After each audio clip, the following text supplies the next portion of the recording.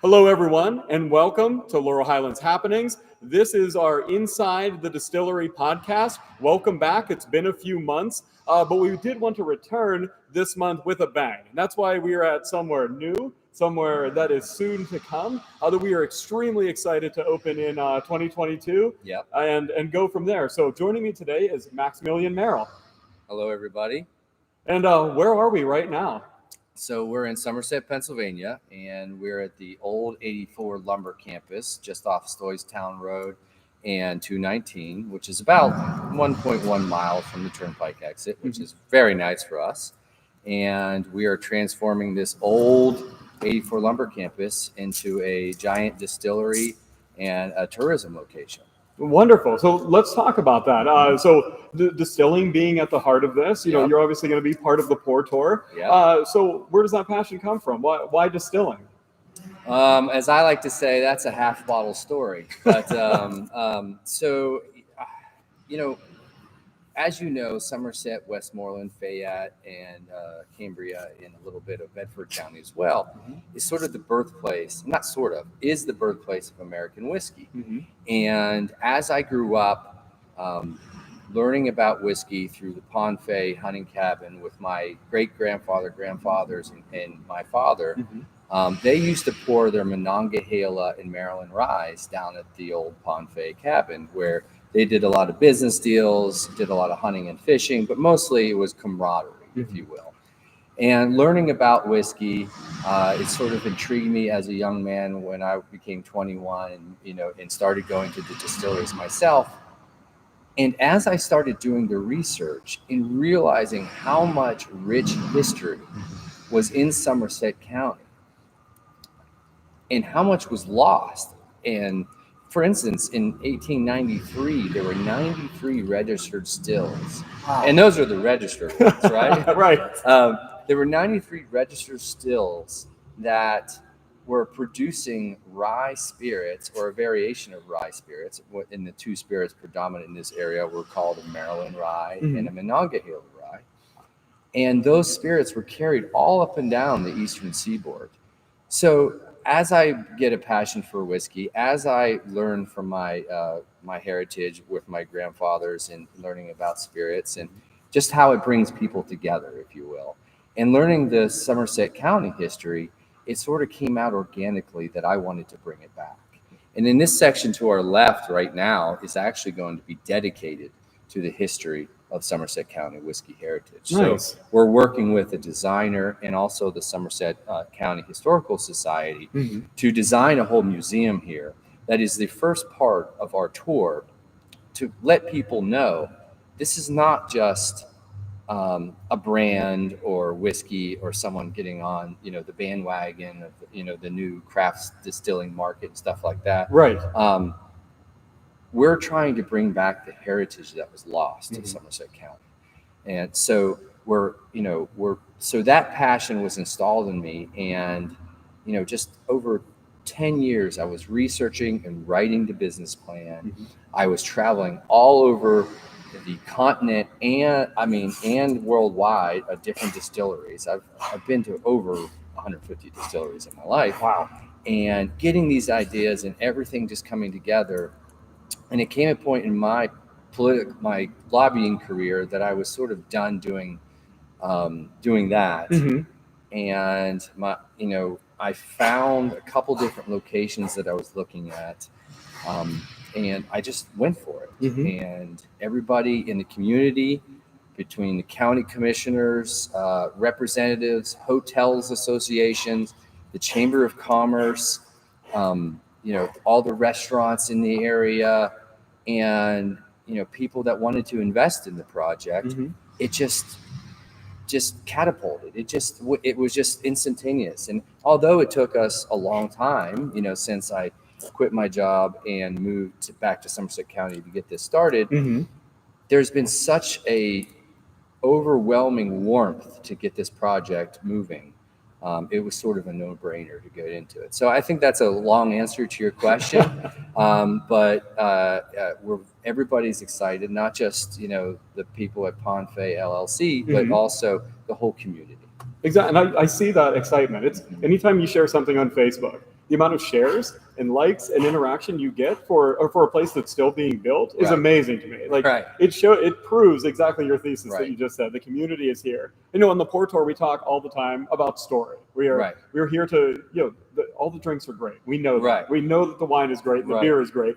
What is the story behind that? So I love that you are not going to give not only your story, but that history, that walking them through the history of distilling in Somerset County, one of the seats of the Whiskey Rebellion, a major player and in a very interesting, overlooked time, I would say, in American history, when you had armed insurrections against your government, very early on, that could have went either way and really changed, the foundation. If that Whiskey Rebellion went a different way, maybe taxation, maybe a lot of state right things would be handled differently today. Maybe there would have been different states. If you remember, during the Whiskey Rebellion, there was a lot of talk of them forming West Sylvania.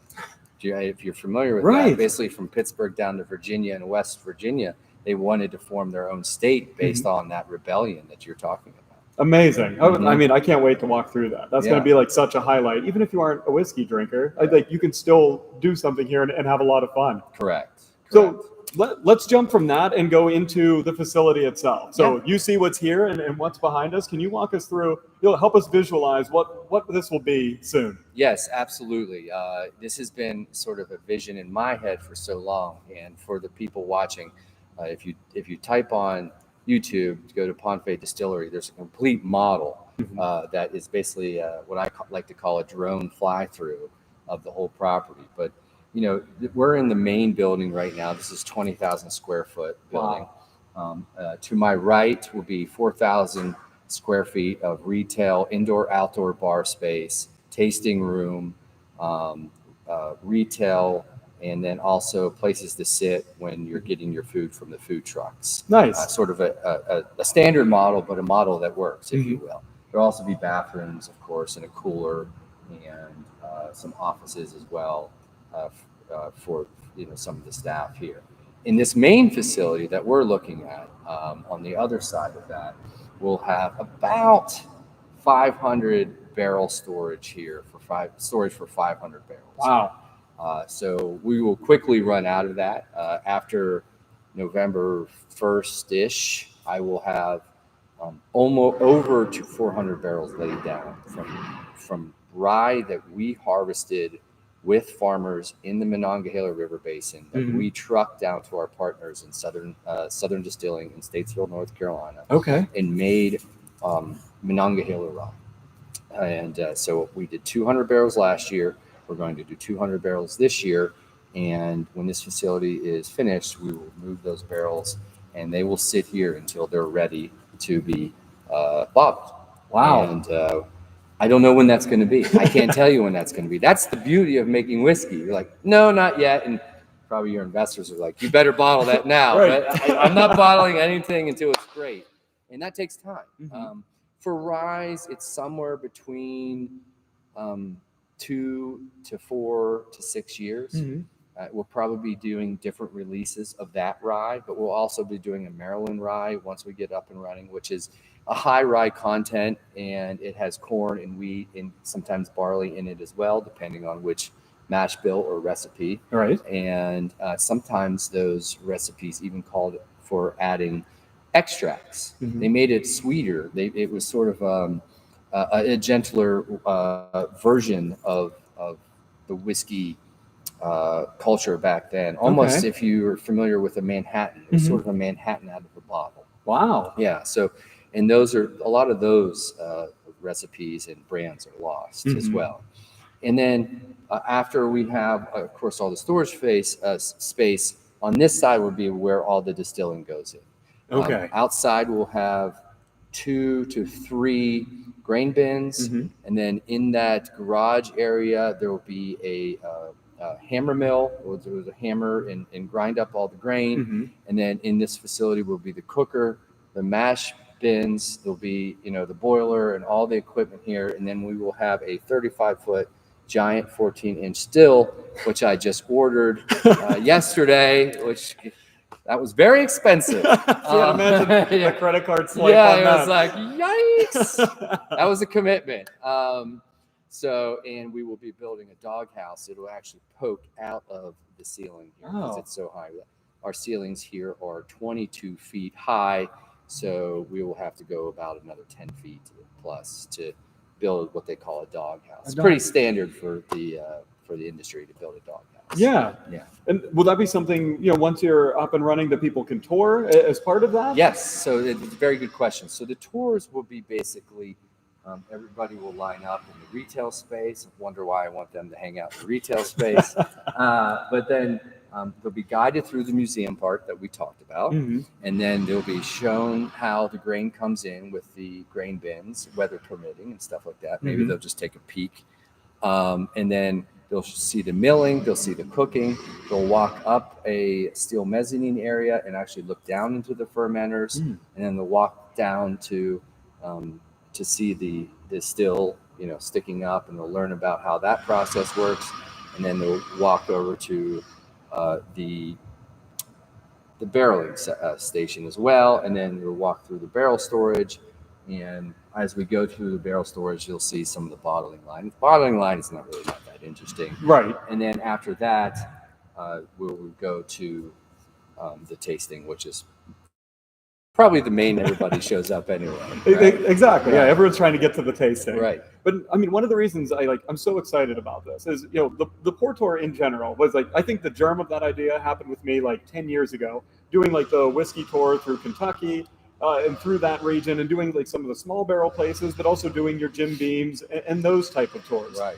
And it adds so much to the experience when you get that full tour, that full this is how we go, and this gets to your glass at the end of the day, and Correct. Really makes you respect that process so much more. So I'm excited to see that done on a huge scale, and seeing hundreds of barrels Right. on display, to be this just sits here, it just has to sit until it is ready. Correct. We just have to age it, and I don't know. It made me respect whiskey so much more after doing that tour than beforehand. It's definitely a process, and it's a process of love, and a process of anticipation and patience. If you're trying to make a quick buck, if you will, waiting 4 years isn't for you, is it? But we will give the experience. We will show everybody that comes in here that we literally, it is from the farm field to the glass, and that we're not skipping any steps. This is a pure Somerset County Monongahela rye. It's actually giving me chokes. It's choking me up a little bit because there hasn't been such a thing in over I can't calculate 200 years. Right. 200 years. There has not been I'm sure there's some in people's basements that are watching right now. But as far as a manufactured product, made for sale, retail, that people can get a true Somerset County product. And we are so dedicated to the Somerset County product that year 2 or year 3, our barrels will be made out of Somerset County wood. Amazing. Is that crazy? Down to the wood. Down of to the barrel. wood, yes. So it'll be the rye, the water, the wood, and the people. So boom, boom, boom. You can't beat it. You can't. I mean, there's nothing that says pour. That's the heart of the Pour Tour. You just encapsulated it. It's right. It's celebration of local, and you are taking that to the nth degree. To the nth degree. Down to the wood in the barrel. It's fantastic. So I mean, I don't know. It's everything that we stand for, and why we made the Pour Tour to begin with. Yeah. It was to unite all of the local makers, all the people that believe in the products and this area at the same time. I have spoken with some of the heads of Jim Beam, the heads of Maker's Mark, the heads of Heavenly Hill. And what you have done is exactly what they advised me to do.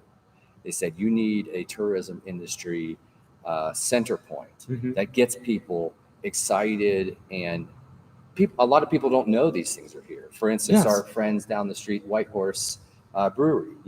If you're that small without an entity like you, showcasing them and telling people their stories, they might get lost. And I commend you on those efforts. Well, thank you. And that was the heart of the tour as well. So we know that there's great places in Greensburg and off of major roadways, but it's when you get out to Whitehorse and you sit down with them, or Tall Pines, way on the edge. You're almost in Maryland at that point. when you get there, and then you just sit there for 15 minutes. You meet an owner because the owner's right there bottling. Somebody else is out to talk to you to guide you through that. And I'm like, that's not an experience that exists anywhere. No. Anywhere that you can't go into a big city and get that same experience. It is completely unique to our region. And like, I've done a lot of these tours in different areas, and it's like the friendship, the community, and all of that is what I feel is at the heart of the tour more than anything else. Yes, absolutely. And I think, another aspect of, you're talking about the Somerset County and the tourism aspect of it. You asked me to explain what's going on here. The folks at home can't really see what's going on outside. And we were just talking about music. Yes. And music venues.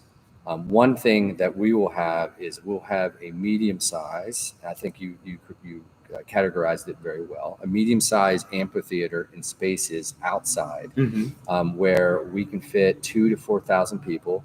And that's going to all depend on my comfort level, and actually my staff's comfort level. We're probably going to start at 2,000 and then work our way up to 4,000. Great. Where we'll have large name bands that will come in between the DC Baltimore market and the Pittsburgh Cincinnati market that are looking for a stopover, that want to do something acoustic or half production level or something like that are looking to keep going. No music genre is beyond our capacity. We love all music here, and I think it's going to be a great centerpiece for the Laurel Highlands to have a music facility that can house this many people and bring people and show them the beauty of Laurel Highlands. Absolutely. What a great place to start your journey through the Laurel Highlands. Or you can tour all day. You can go to, Flight 93. You have Seven Springs. You have so many other assets, easily drivable. Have a great day in the Laurel Highlands. Get something to eat, and then come here for a concert to end your day. Boy, you nailed it. I mean, yeah. I mean, who wouldn't want to do that? Right. Yeah. So I mean, that's really enticing to me. It could be like, cool, I'm going to go see this concert, but I'm not just driving into the city to see the show and then leave. I can again make a day of it. Or hit Whitehorse on the way over here, hit a couple other places, hit Glades Pike, and then come over here. And I'm like, man, I went to 3 different cool local stops on my way here, all in Somerset. And I don't know, just had a heck of a day, and I haven't even got to the concert yet. Correct. And, those gentlemen, they're some of my mentors. That's exactly what they talk about is, they're hoping that this is not the first distillery we build in this county of this size, too, because we have to have more experiences. So if there's anybody out there that is wanting to start their own distillery, do it. We need more distilleries. Competition is not competition. It's helping each other.